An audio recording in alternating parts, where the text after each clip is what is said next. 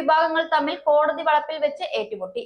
മതവിദ്വേഷത്തോടു കൂടിയ ലഹളയുണ്ടായി എന്ന കേസിൽ ഇരുവിഭാഗങ്ങളിൽ നിന്നുമായി 4 പേർ അറസ്റ്റിലായി. ആകെ 10 പേർക്കെതിരെയാണ് പോലീസ് കേസെടുത്തത്.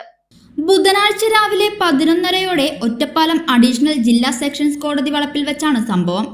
ക്രിമിനൽ കേസുകളിൽ കോടതിയിൽ ഹാജരാക്കാനെത്തിയ ഇരുവിഭാഗങ്ങളാണ് കൊമ്പുകോർത്തത്.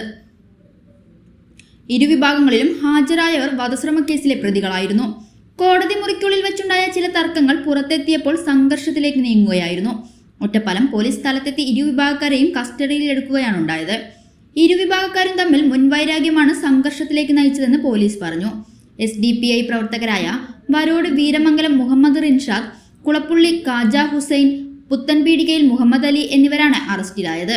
പോലീസ് കസ്റ്റഡിയിലെടുത്ത ശേഷം ദേഹാസ്വാസ്ഥ്യം അനുഭവപ്പെട്ട വരോട് മുച്ചിക്കൽ ഷബീർ അലിയെ പാലക്കാട് ജില്ലാ ആശുപത്രിയിൽ പ്രവേശിപ്പിച്ചു. പോലീസ് കസ്റ്റഡിയിലെടുത്ത ശേഷം മർദ്ദിച്ചതിനാലാണ് പ്രതിക്ക് ദേഹാസ്വാസ്ഥ്യമുണ്ടായതെന്ന് SDPI ആരോപിച്ചു.